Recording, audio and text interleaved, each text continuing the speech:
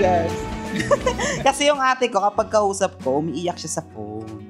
Umiiyak ka na talaga. Hindi kasi naalala ko yung iyak ka na. Yan. Yung pinipilit.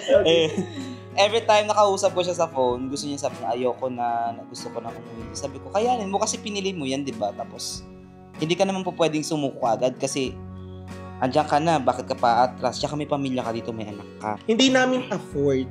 So first of all, hindi kami makakuha ng ibang tulong. So kung ano yung dumating, para kaming NPA dito. Kung nasaan yung tulong, doon kami. Kasi wala naman talaga eh. Doon lang, wala kami talagang pang-deposito pa eh. So dumating yung time na nagkaroon kami ng deposito and that's the time na meron na kami natuluyan. So ang sarap sa feeling na at last, syempre diba, yung meron na. Pero darating pala talaga sa point na nagpapanggap lang talaga silang okay kahit hirap na talaga sila sa bansa nila.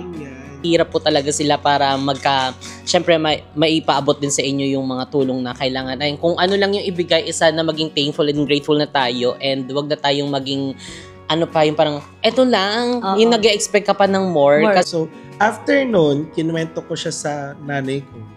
Then umiyak siya. Nung nalaman niya yun, nung nagka-cancer yung nanay ko, nung nalaman niya yun na ganun yung istorya, iyak siya ng iyak. In-intake ko talaga siya. So parang kailangan ko siyang matutunang kainin. Akala nila madali yung ginagawa ng nanay nila sa ibang bansa. Kung mapaghingi sila ng mga kailangan nila or pera or something, parang basta-basta na lang. Hindi nila alam kung ano. Hindi nga nila makamusta, gano'n. So, doon ako nakakilala ng mga totoong OFW talaga na. Kasi meron kaming sariling hostel. So, doon ako. Tapos, nakakaano na from, syempre, nandun ka na sa peak ng career mo as a manager, tapos PPO, tapos pupunta ka ulit ng FNE. So, sobrang hirap kasi sa Japanese restaurant siya. So, ang bigat. Kasi yan yung pinaka-toxic trait ng Filipino talaga. Yung crab mentality. Na pag may nakikita, ang saya nito, sinisira. Totoo. No? Saka hindi rin ako naniniwala dati nung sinasabi na yung kapwa mo Pinoy ang talagang sisira sa'yo. Totoo yun. guys, sabi nga nila kapag nasa mahirap tayong sitwasyon is nasa tama tayo. So, tuloy-tuloy lang. Hi mga saswang! I'm Jessica Absalon from Sang.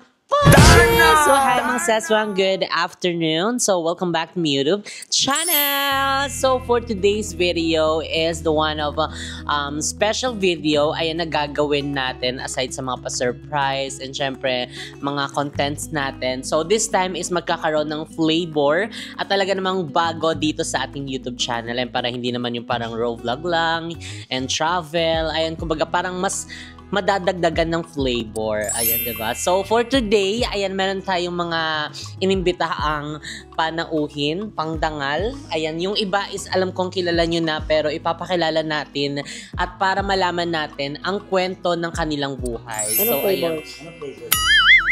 So, ayan, mga saswang, diba, nasa ano kami ngayon? Ayan, nasa Malaysia kami. So, kumbaga, parang matagal na tong inaano namin, pinaplan namin na parang what if gawan namin ng ganitong segment. Ayan, di ba, para sa mga kababayan nating mga nasa malayong lugar, ibang bansa, ayan na napupuntahan natin.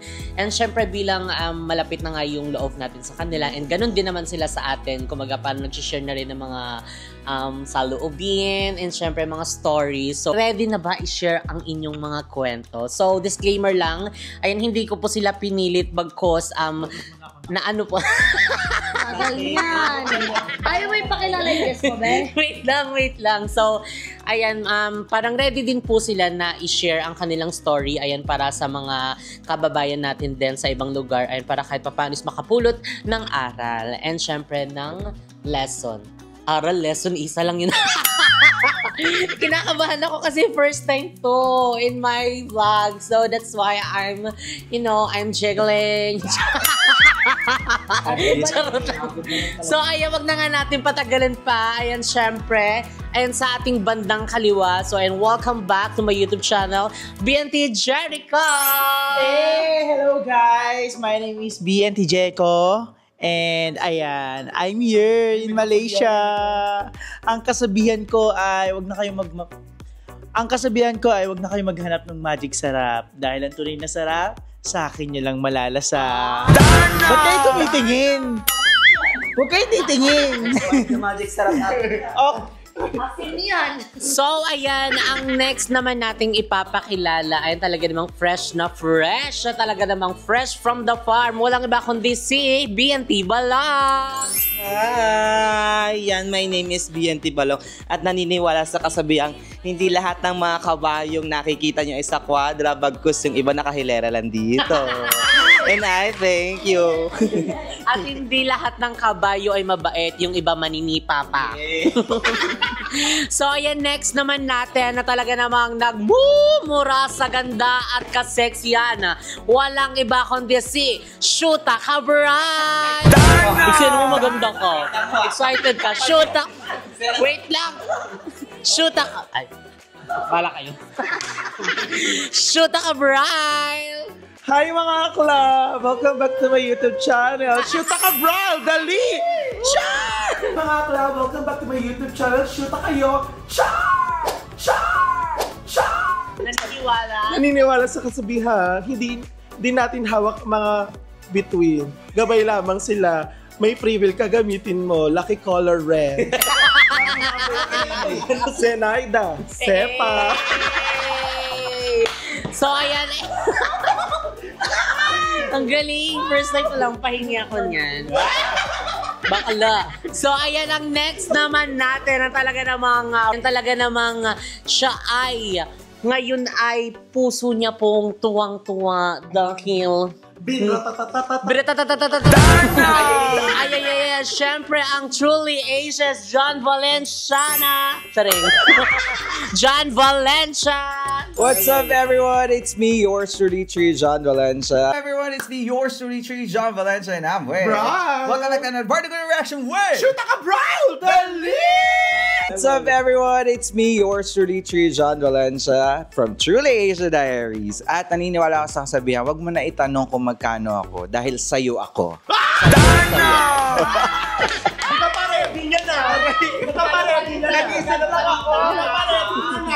So, ayan guys. Hindi ka rin.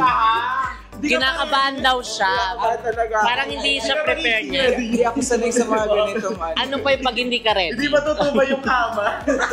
Ay, quiet. So, ayun nga. Ayun, dahil inibitahan namin kayo. Uy, wag na lang ako. Ayaw na pala siya. Meron pa pala. So, ayan, syempre, ang ating pambansang bagang, walang iba kundi si BNT Beba. Bakit bagang? Ay, walang bagang. Bakit? Hi mga seswang! Welcome back sa channel ni Jessica. I'm BNT Bebang na naniniwala sa kasabihang ang lalaking hindi marunong tumingin sa pinanggalingan, malamang natulala sa aking kagandahan.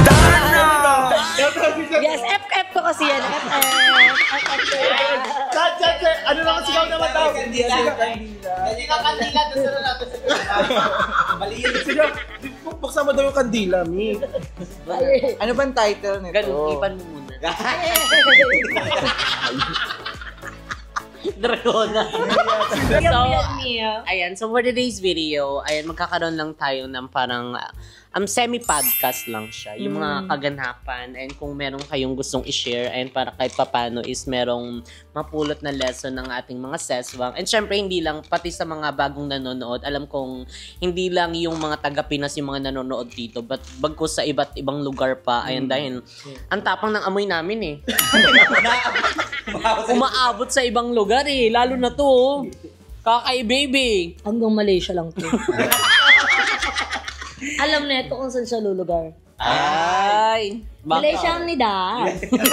May kalulugaran. Siyempre, ang magbibigay ng mga question is walang iba kundi kami yung apat. And siyempre, ang tatanungin namin is yung ating dalawang friend ni May, na kapatid ni Rufa May Quinto. Go! So, ayan, ang ating first question ay manggagaling kay BNT Jericho. So, ayun, Ma'am Gibral and Ma'am si Jan. Siyempre, thank you so much dahil sa pag-welcome sa amin dito sa Malaysia.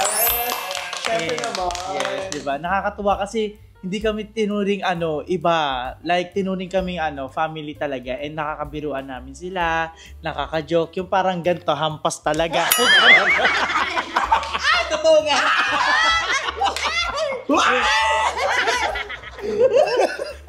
Ganun lang. So, ayun, nakakabiruan talaga namin sila. Like, yung mga nagagawa namin sa Manila, ganun. Kasi, ang hirap makitao kapag iba yung ano, no? Yung... Environment. Oo. Ha? Minsan ba mukha ba? Hindi, yung katabi ko, tanong mo sa kanya. So, ayun, Ma'am Gibral, kasi sobrang tagal niyo na dito. And, paano ba kayo nagsimula para makapunta dito? Sumakay na sa tricycle. Sumakay muna sa kanang Magkaiba kami ng story. So ako muna. Okay, sige. So, iba yung story ko kung paano ako nakapunta dito kasi pumunta ako dito as tourist. Tapos after namin mag-tour, nag-spend lang kami sa Pilipinas ng parang 3 months or 4 months.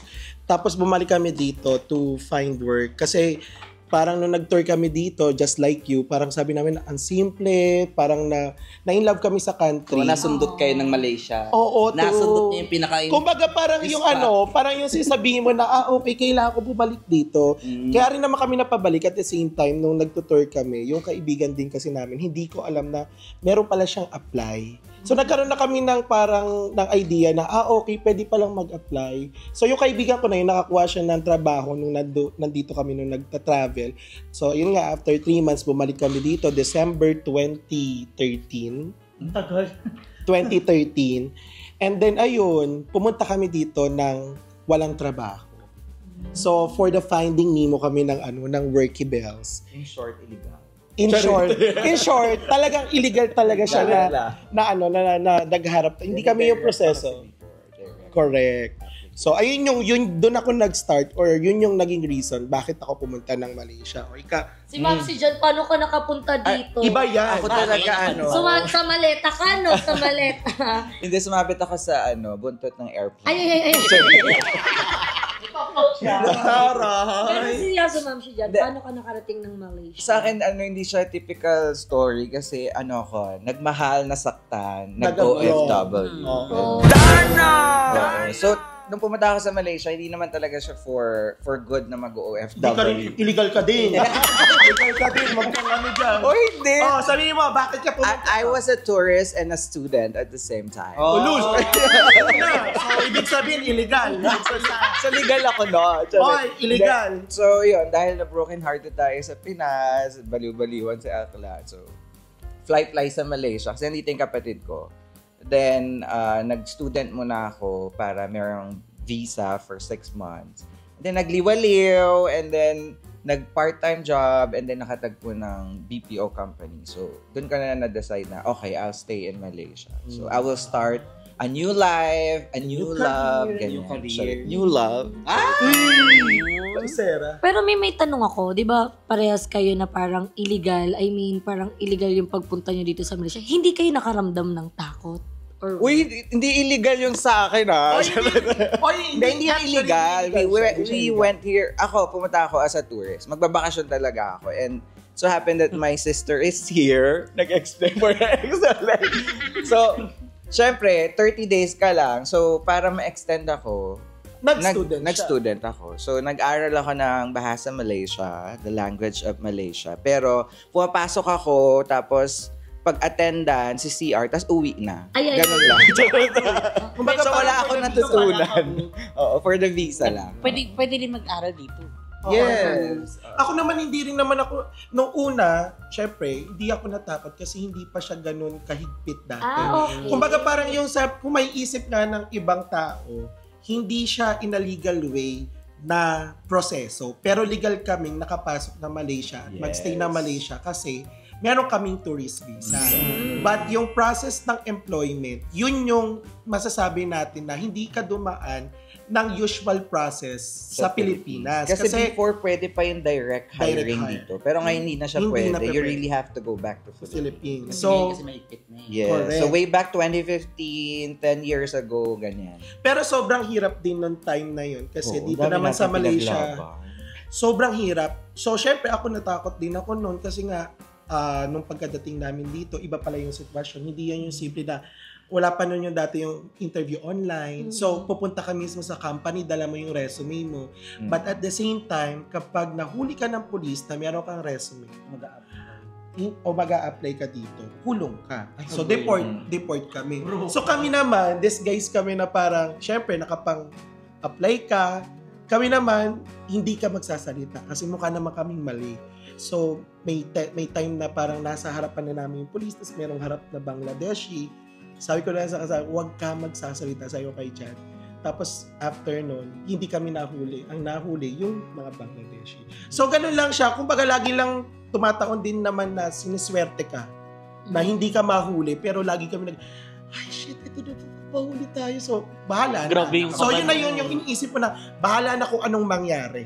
So, hindi rin talaga Scary basta-basta talaga. Uy, siya basta-basta. Nakakatakot isipin mo hindi ka taga dito, no? Tapos gagawin mo talaga yun. Kaya hindi Totoo. talaga Bagong advisable. hindi, ano ba to, bagong, Facing. oo, yung hindi mo talaga kilala yung mga tao, tapos wala kang alam sa mga rules nila dito, tapos Totoo. gagawin mo Kailangan yun. i-adapt yung situation. Kaya hindi advisable talaga na you go out as tourist and you apply direct. Correct, totoo. Yun. But way back then kasi, normal pa siya. Parang na usual siya Okay pa nagawa man nangyayari. siya. Okay pa. Pero Pero- hindi, kung sa amin ha, kasi ayaw na rin namin mangyari to sa iba namin kaibigan, sa mga kakilala namin na gustong mag-apply, we always advise na pag pumunta kayo dito sa Malaysia, parang 95% wala kayong makukuha ng trabaho. 5% lang yung makukuha niyong trabaho. Kasi yung pagdadaanan niyo talaga is hindi siya biro. Kumbaga, madali siyang isipin sa Pilipinas na, okay, sige, mangingibang bansa ako, maghanap ako ng trabaho doon. Pero at the same time, yung risk na gagawin mo is hindi siya basta-basta. Saka sa panahon ngayon, ang dami na sa job street in the Philippines. You can Yes. go to other country applying from the Philippines. So, Correct. hindi mo na kailangan mag-tourist pa or mag-travel. Pero kung gusto mo talaga mag-travel, you go Then you travel can, first. you can try, but Mm. hindi namin siya ina-advise. Even though, naranasan namin siya. Kasi ranas namin eh. So, ayaw namin maranasan ng Yes. iba yung naranasan namin hirap. Oh.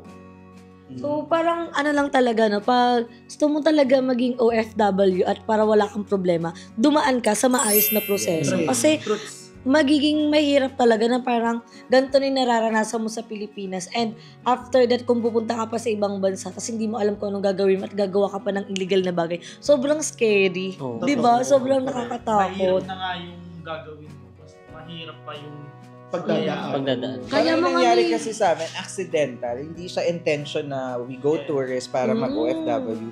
Nung sila Brel dumating dito, yung kaibigan nila ang may intention na gano'n. Mag-apply. Kami naman, Kaya nag-apply inganyo. din sila. Mm. Kasi ako naman, just to stay here with my sister, tapos nag-part-time ako while a student.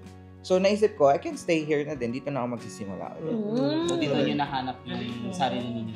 Yes. So, yun nga, nabanggit niya na meron kang sister dito. Yes. Ikaw naman, Brian, paano mo yung inano yung sarili mo na parang saan ka nagstay Ay, nung grabe. dito? Ay, grabe yung storya niyan, Day.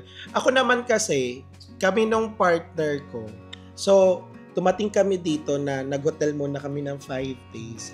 Sa akala namin na ganun lang siya kadaling makahanap ng trabaho. So, every year, nagbibigay lang ng visa dito si Malaysia ng parang, okay, so after January next year, magre-refresh lahat ng bilang ng visa. So, like for example, dito sa company nito, 30. Ang problema, patapos na yung taon na pumunta kami, which is December. So, nakapasa man kami, pero hindi kami nabibigyan ng visa. Tapos, nag-apply kami sa mga restaurant, sa mga iba pang mga establishment, like yung mga bar.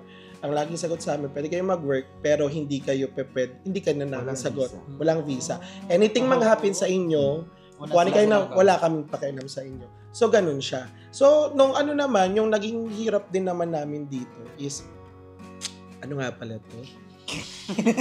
Mahirap kasi talaga siya. After nung 5 days, so kaibigan ko natanggap from Kuala Lumpur, malapit to sa airport. Doon na kami sa Cyberjaya or Putrajaya. So, natutulog kami sa sofa. So, sofa, ganito. Sofa ng kaibigan ko. Nakikitulog kami kasi wala na kaming choice. Ang pera lang namin talaga is parang less than 100,000. So, dalawa na kami doon.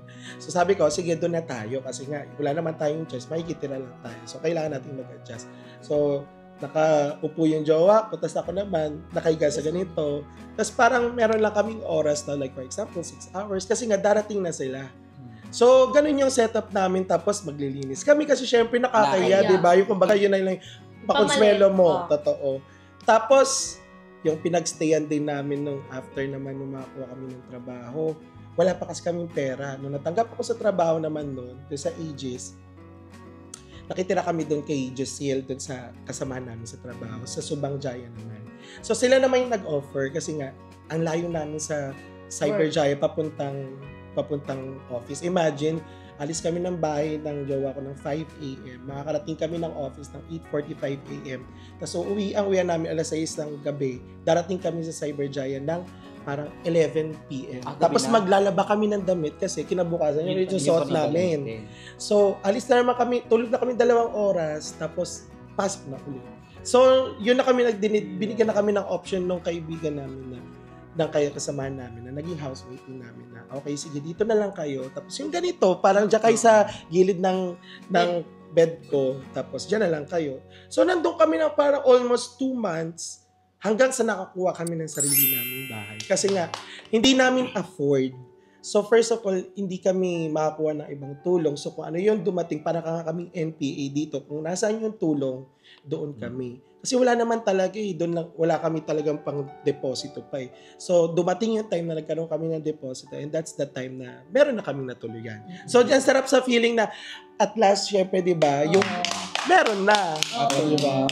Pinagdaan. Correct. Tsaka hindi rin mawawala yung mga kababayan mo dito na talagang tutulong siya. Totoo. Pero alam mo sa mga tumulong din sa amin, hindi ko sila nakakalimutan hanggang sa ngayon. Hindi kasi merong mga iba na parang tutulong lang sa'yo dahil merong kapalit or kailangan na ganituhin ka. Pero at the same time, sa mga tumulong naman sa akin, hanggang ngayon, magkakaibigan at nakakakita-kita pa din kami. Yun naman yung maganda. Yeah. Si Kuya John, Ikaw, kamusta naman? Sa akin naman, nung tumira ako sa kapatid ko, after 1 week, nagpunta ako Langkawi, tapos after, nag-Legoland ako, nag-Singapore, nag-travel. Ang sarap ng buhay ko pala dito. Nagbuwan pala siya. Ang galing naman. Talaga yung story nilang dalawa. So, yun. Super travel muna sa Malaysia while student. Pero nagsimula yung hirap ko nung nagtrabaho ako sa restaurant. Kasi like from the Philippines. Oo. Kasi from the Philippines, di ba, parang sa BPO na ako. Tapos manager ka na.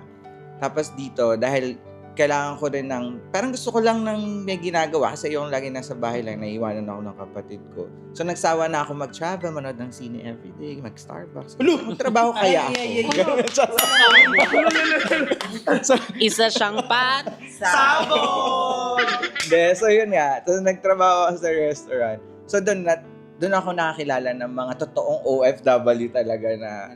Kasi meron kaming sariling hostel. So doon ako. Tapos nakakaano na from, syempre, nandun ka na sa peak ng career mo as a manager, tapos BPO, tapos pupunta ka ulit ng F&B. So, sobrang hirap kasi sa Japanese restaurant siya. So, ang bigat, ganyan. Tapos, pinag-iinitan ka pa ng boss mo kasi, marami daw akong nunal. Sorry, malas daw sa kanila yun.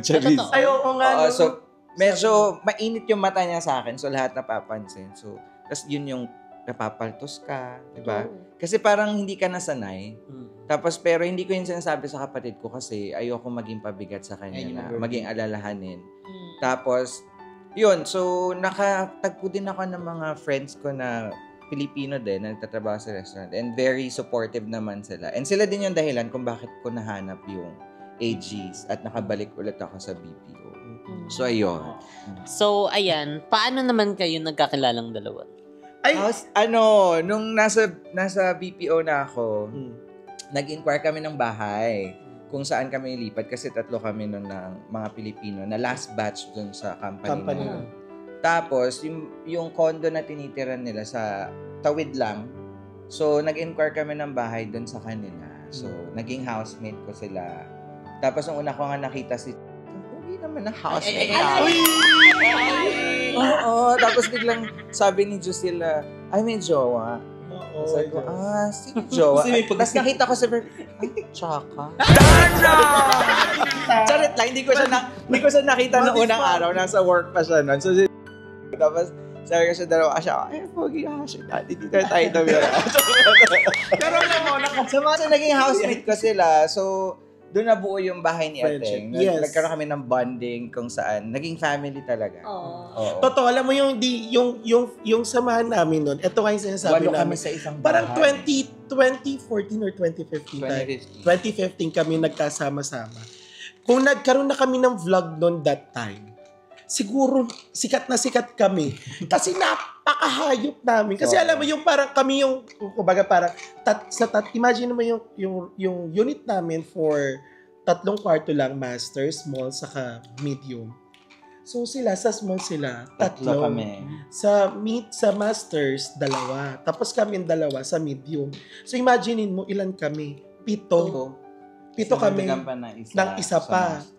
Naging 8 kami. So sobrang parang yung ano namin, yung bonding namin noon. Kumbaga para kasi syempre, ito na yung mga magiging housemate talaga namin. Kasi yung una kong housemate parang naging failed siya. Tapos sila yung pumalit. Pero pure Filipino ko lahat. Pure Filipino kami. At that time, para kami yung parang isang pamilya. Kasi yung may taga-grocery, may magluluto, may taga-hugas. Pero ano, para Kanya-kanya kami, kayo ng toka. para kaming nasa Big Brother house kasi lahat may toka. Like Monday, ikaw cleaner, Tuesday, Wednesday, ganyan. Ay, na may maganda. Tapos magpapalit kayo, may lakad May ka lakad ng araw ka, na yun. totoo. Paano Saka- kapag araw-araw kami lakad? Ay, hindi. Kailangan mo talaga siyang attendant before ka talaga Oo. bumalis. At least, Ano yung punishment naman na ginagawa niyo para masunod yun? Ay, hindi. Ano talaga, wala kaming punishment, pero Sa group chat, sa group ka. chat.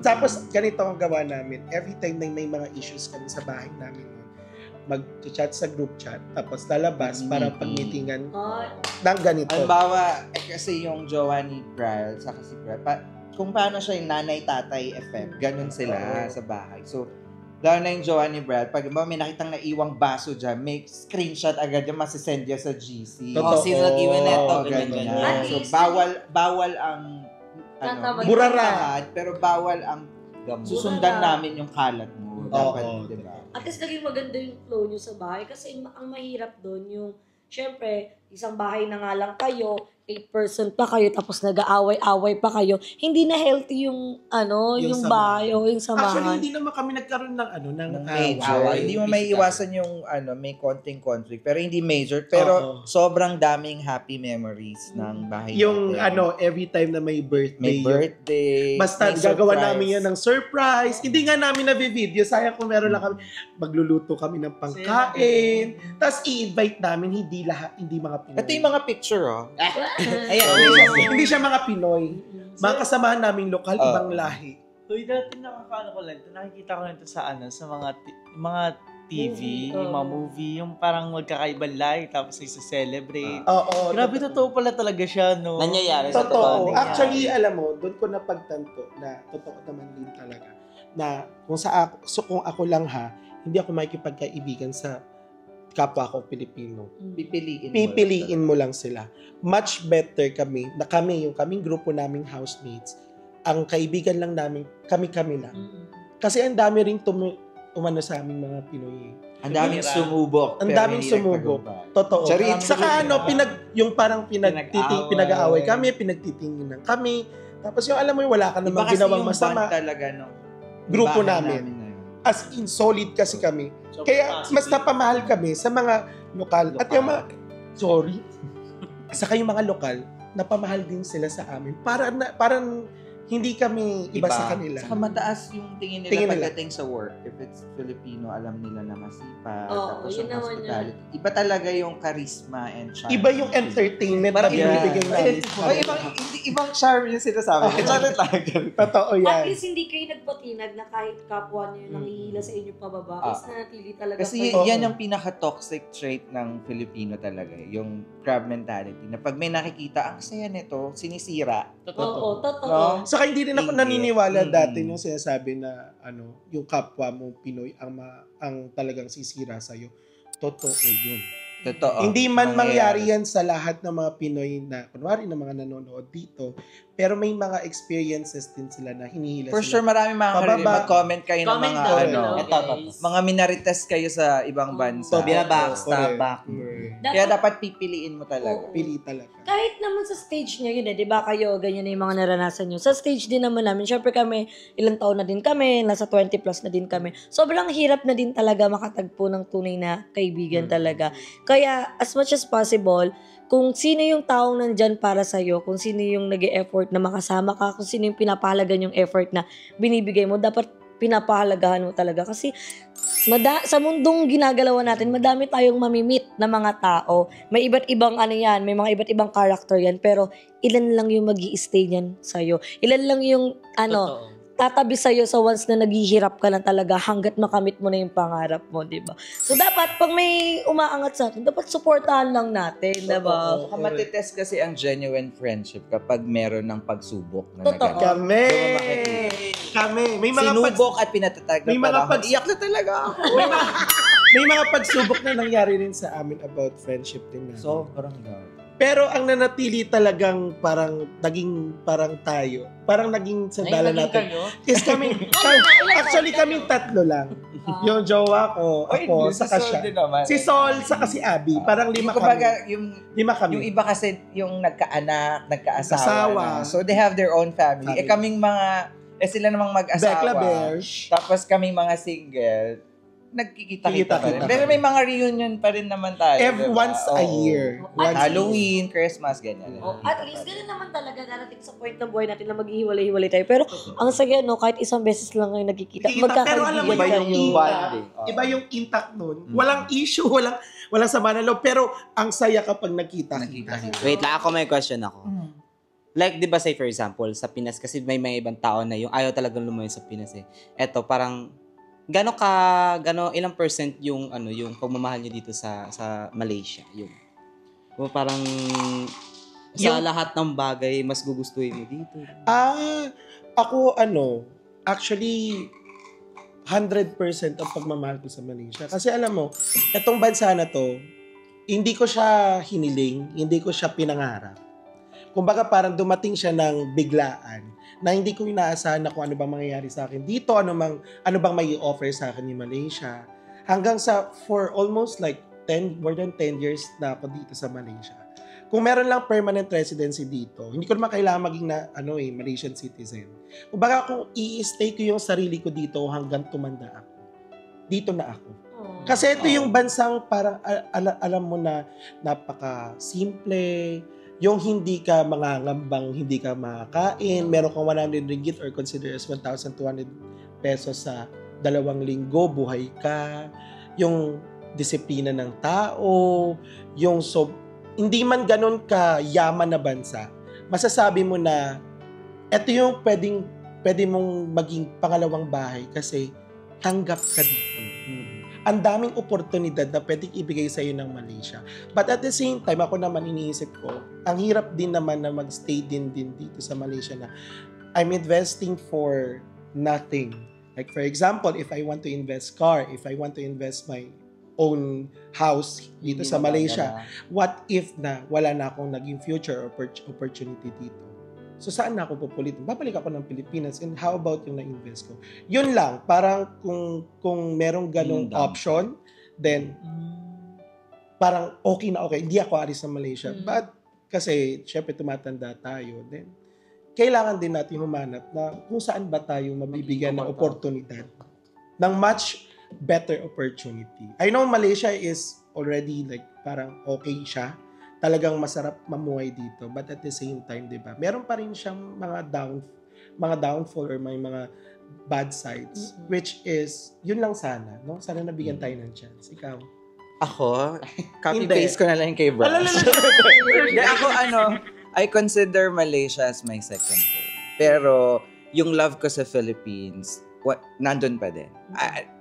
Gusto ko pa rin na to establish my own business sa Philippines, sa sarili natin bansa, of course. Like what sabi nga ni Brel kasi, ang downside dito is, even if you work hard and invest, you won't get the permanent residency. And walang ibang tatanggap sa'yo kundi yung bansang pinanggalingan mo din. Yes. So, kung pwede lang na makuha ko rin yung family ko to experience my life here, gusto ko yun. And I can stay here for good, pero yung retirement ba, sa Pilipinas pa din. Kaya, medyo bumabalik tayo sa pag-iipon dahil marami tayong nagastos. Baka malay nyo, di ba? Pa-JK naman tayo dyan. Miss yung story nila. Ayun, alam kong meron ka pang gustong tanong, Jeko. Ano yun? Hindi ka kakain ng kuko. Hindi, nagkakain ako ng balat-balat.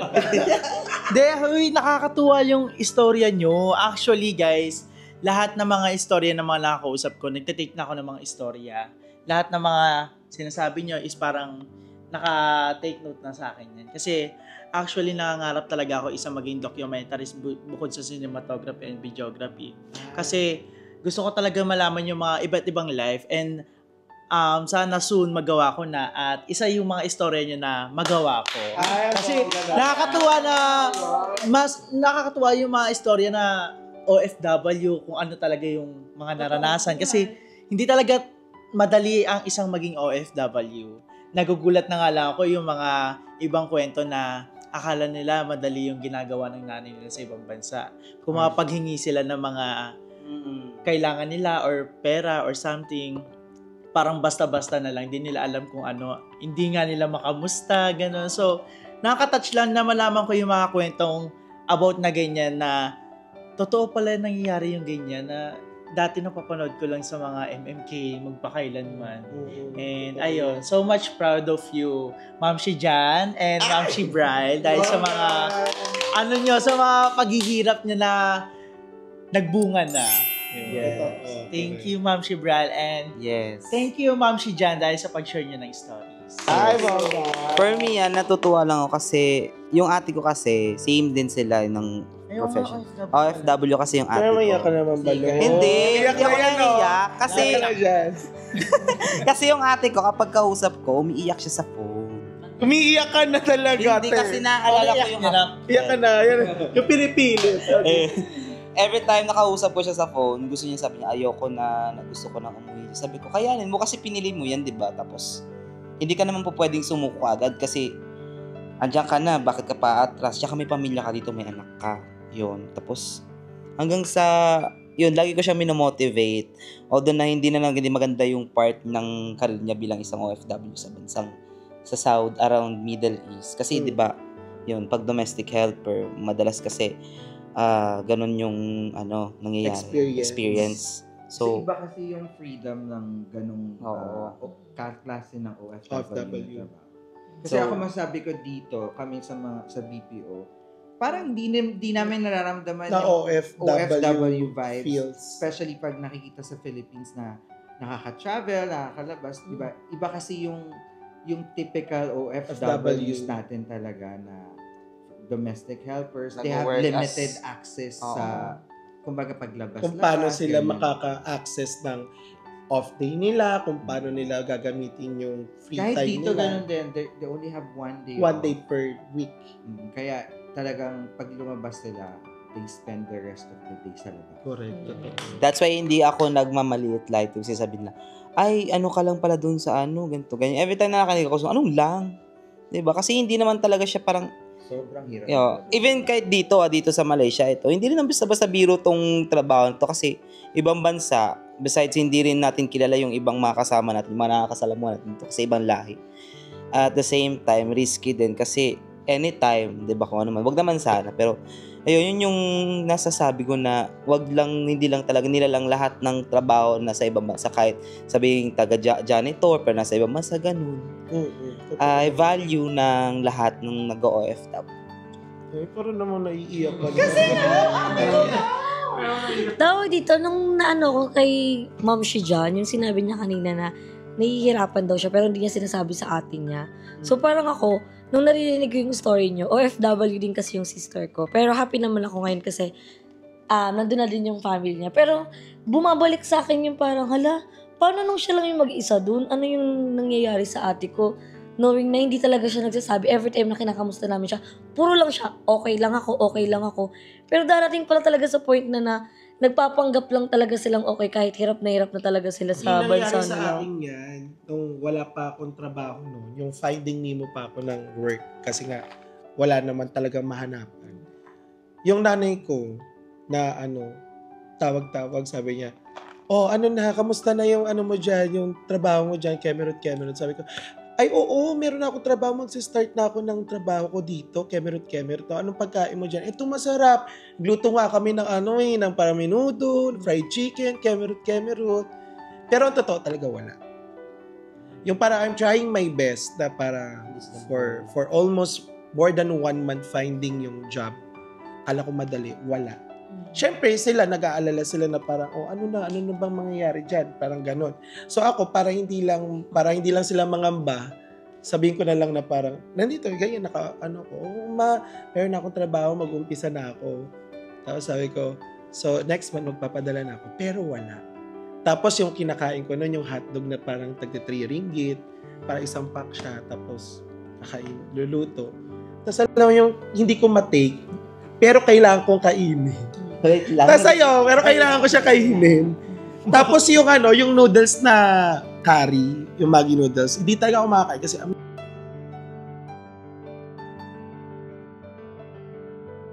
para kumain ako ng parang curry. Hindi totoo siya talaga, yung parang amoy siya talaga ng kilikili yung kilikili talaga ng mga usual na napapanood natin. Grabe ka naman. In-intake ko talaga siya. So parang kailangan ko siyang matutunang kainin. So kinain ko yun, tapos ayun, hanggang sasabi ko may isang araw na parang uwi na ba ako? Ayoko na. Hindi ko naman kasi talaga nararanasan to sa Pilipinas. Uwi na ba ako? Tapos biglang balik ng mindset na sabi ko, ay hindi, kailangan ko pa. Magta-try. Tapos ayun, hindi alam na rin ng nanay ko na kung ano yung nangyari sa akin nung nag-exit ako ng Thailand, na kung ano mga nangyari, na kailangan basta lahat ng pinagdaan ako, sobrang hirap talaga. Wow! Na hindi na dapat malaman ng mga pamilya mo. So, after nun, kinuwento ko siya sa nanay ko. Then, umiyak siya. Nung nalaman niya yun, nung nagka-cancer yung nanay ko, nung nalaman niya yun na ganun yung istorya, iyak siya ng iyak. Sabi niya, bakit mo pa kasi umalis ng ganyan? Paano kung anong may nangyari sa'yo doon? Hindi mo naman kailangan patunayan na maging OFW ka dahil minaliit tayo nung sa mga kamag-anak ng daddy mo sa Sabi ko, hindi yun ang gusto ko. Kasi yun, natupad naman siya lahat. Nangyari naman ng mga lahat ng pinaghirapan. At least worth it lahat. Masasabi mong worth it lahat ng paghihirap mo. Sobrang worth it talaga siya. Hindi man ganun ako kalaki yung sahod ko. Hindi man ganun karami yung parang nai-invest ko ngayon.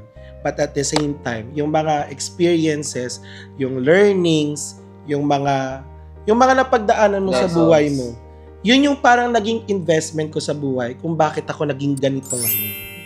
Hindi ko man na-invest yung parang sobrang laki katulad nung sa kanila, naging milyonaryo, ganyan.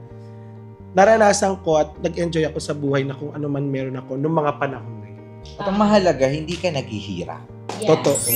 Malaga nakakain ka ng 3 times a day. Yes. Grabe, sobrang nakaka-inspire yung story nila. Kung tuloy-tuloy pa to, baka bukas po tayo matapos. Baka maubos na yung battery. Ikaw, Jessica. Ako sobra din ako na-touch. And kasi syempre, ako wala naman akong kamag-anak, pero sobrang laking respeto ko sa mga OFW, yung mga nagtatrabaho abroad. And syempre, napapanood ko sa TV, alam kong totoong talaga yung mga kwento nila, yung sa MMK, sa magpakailanman. Alam mo yung iba't ibang mga situation na nararanasan ng mga kababayan natin sa mga trabaho nila sa ibang bansa. May iba pang talagang napagsasamantalahan, yung iba pang talagang, alam mo yung parang wala silang kakayahan paglaban yung sarili nila kasi in the first place, hindi yun yung bansang kinalakihan nila. Kumbaga, dayo lang sila. Pero, ayun, sobra akong thankful. Ayun, dahil syempre na-share nyo yung kwento nyo sa amin. And hindi lang sa amin, syempre pati din sa mga seswang natin dyan. And syempre alam kong maraming nakaka-relate sa inyo and sa mga stories nyo. And ayan, sa mga din dyan, ayan, mga kaseswang natin na mga meron silang family sa abroad, ayan, sana is talagang irespeto natin sila. And wag natin parang... Puro hingi. Wag puro hingi. Ayan dahil siyempre... Yung gawing ATM machine ng mga OFW. Totoo. Ayan dahil siyempre hindi naman po sila nagtatain ng pera. Ayan bagkus naghihirap po talaga sila para siyempre maipaabot din sa inyo yung mga tulong na kailangan. Ayan, kung ano lang yung ibigay, isa na maging thankful and grateful na tayo and wag na tayong maging yung parang, eto lang, yung nag-expect ka pa ng more kasi ang hirap talaga ng buhay sa ibang bansa. And, ayan, parang, alam kong swerte pa yung sa inyo di ba? Totoo. Sobrang swerte. Kasi na-try ko din yan before. Si OFW din siya Naging OFW siya bigla bigla mga naging OFW. Grade 2. Kasi mom and dad, niyaya nila ako sa States. Hindi din talaga ako nagtagal. Kasi hindi. May nangyari na hindi maganda. Ano yun? Hindi kasi yung anak ko, yung sipon ko hindi ko malabas. Mandala nga si mom and dad ko, makita ko na. Hello, mom and dad. Excited na rin po yun. Dinamiss ko rin yung Pinas! Kita ko yung Pinas! Kasi nasa abroad tayo. O parang gano'n na nga, parang OFW kasi simula nung pag-alis namin dito, we do works. 2 weeks na. Hindi pa yun yung parang typical na OFW, pero we do works na kailangan namin ganito ganyan, yung tulog ganyan, pero worth it siya. As in worth it, nakakatuwa kasi hindi mo ma-expect na sa akin, hindi ko ma-expect na makakunta sa ganito, sa ganito, ganyan. Pero at the same time, ginagawa ko yung trabaho ko. Correct. Tingnan natin sila ng Kayo naman, syempre kami mga, ano ba yun? Sige, kahit ano ba yung kalaki na yun? Hindi ba? Ikaw muna. Anong grade? Hindi, gusto ko lang sana bigyan ng ng 10 palakpak. Kung kayang 100 kaya. Ay, para sa lahat ng mga kababayan natin na nagtatrabaho at talagang pinipilit ang hirap ng buhay sa ibang bansa para lang sa magandang buhay, future ng kanilang family sa Pinas. 100 1, 2, 3, 4.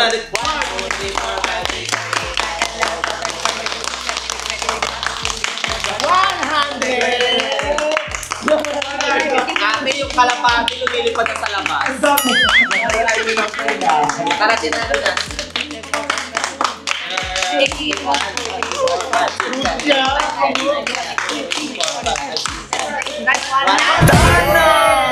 Then sabay-sabay tayong isigaw ang mabuhay ang lahat ng mga OFW.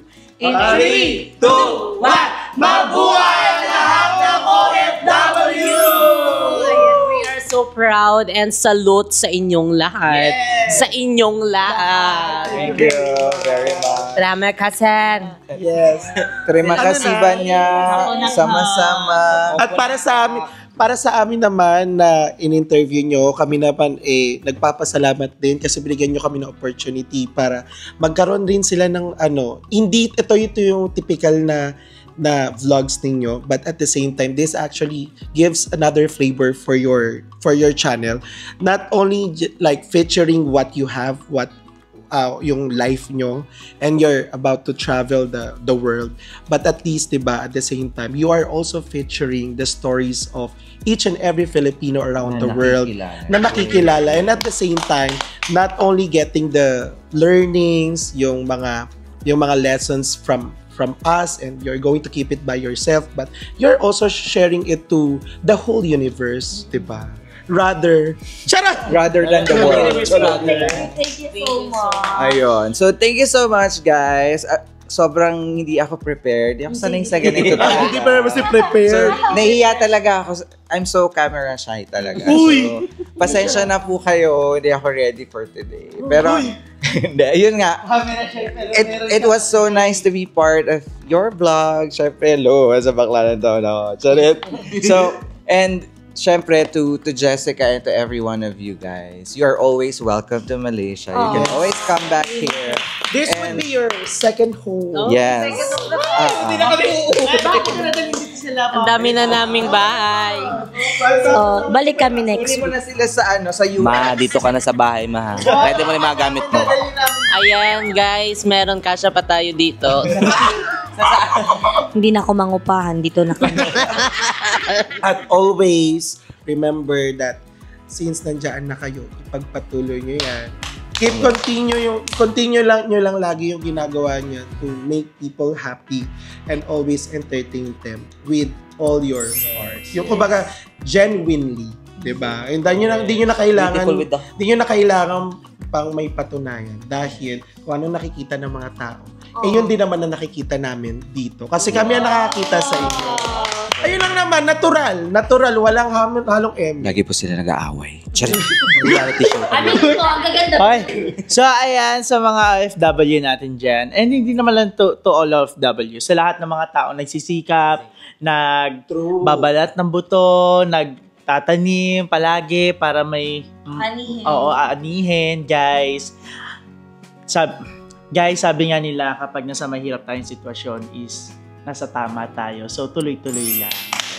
Ang tama yung kasabihan din siya. Balong! Kapag may tiyaga, may nilaga. Ay, Mongga! Nilagang ba? Short but on point. Magpapahinga pero hindi susuko. Give respects to everyone. Alam ka na.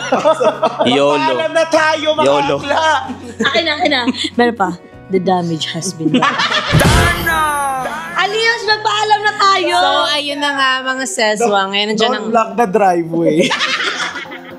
So, ayan mga seswang, dito na nga nagtatapos ng aming video. Ayan, bago mag-end ito, ay nais kong pasalamatan ang ating fresh na talagang nagaganda mga friend ni May, na kapatid ni Rupa May. Ayan, si Bryle. And don't forget to subscribe and sa kanyang YouTube channel. Shoot ka, Bryle, sa Facebook page at sa aking YouTube channel. And also, ayan si John sa kanyang YouTube channel and Facebook page. Alright guys, if you want to catch English. Nahiya pa po yan. Nahiya pa. Paano pag hindi na nahiya yan? So shy. Ganun. Okay guys, kung mahilig kayo manood ng mga reaction videos, funny reaction videos, kasama ko si Brel doon sa Truly Asia Diaries. Sas, malay niya mag-vlog na din ako. Kasi, sarap lang. Hindi, kasi I will be featured nga pala sa I Want TFC guys for the 30th anniversary ng TFC. Abangan nyo yan sa all social media platforms ng TFC. Mag-feature din yung story ko as an OFW. Iiyak siya doon. Umiyak ako doon. Oo. Yeah. Well, congratulations! And TFC, baka naman. Alam mo na yun. Alam nyo na yan. So, ayan, baka meron kayong gustong i-promote but EN and a family and friends. Eksena niya na sa Wawawi. Wawawi na mi. Wawawi na mi. So, ayan, dyan lang nagtatapos ang aming video. If you like this video, don't forget to like and share. And syempre, mag-comment kayo down below kung ano pang gusto nyo maging next video namin. And don't forget to subscribe Jericho's channel. Yes guys, please subscribe my channel, Jericho B. Delenya. Jericho B. Delenya. Jericho Delenya lang guys. And you, Balong. Balong Fernandez. ASMR. So, ayan si Bebang. Subscribe to my YouTube channel. It's me, Bebang Ricamara. And see you guys on our next travel vlog. See you, bye! Ayun. Meron.